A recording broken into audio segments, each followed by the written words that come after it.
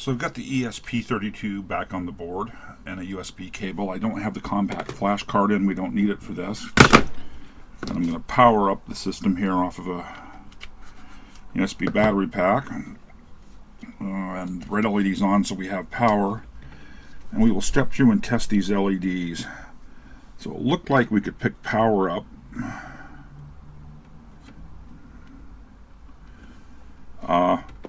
From what would be, was it what, pin 16 probably, the power pin on the device. Then we should be able to walk through each LED. 5, 6, 7.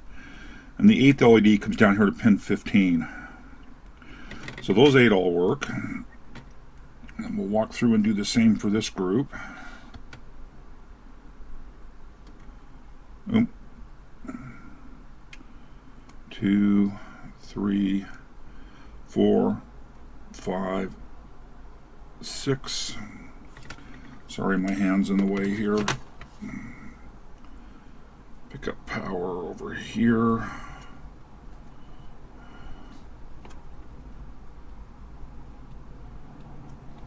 Well, there's just no good angle to come in at these that I'm not blocking one of the cameras. You know, it is what it is.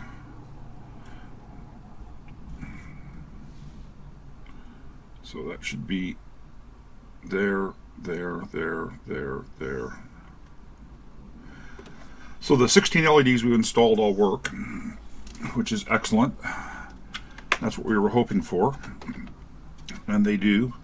So that indicates we've got them in the right orientation,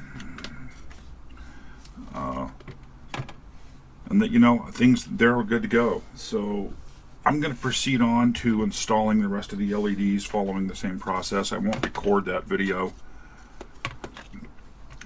since it's just a, you know, a rinse and repeat of the same thing we've done before.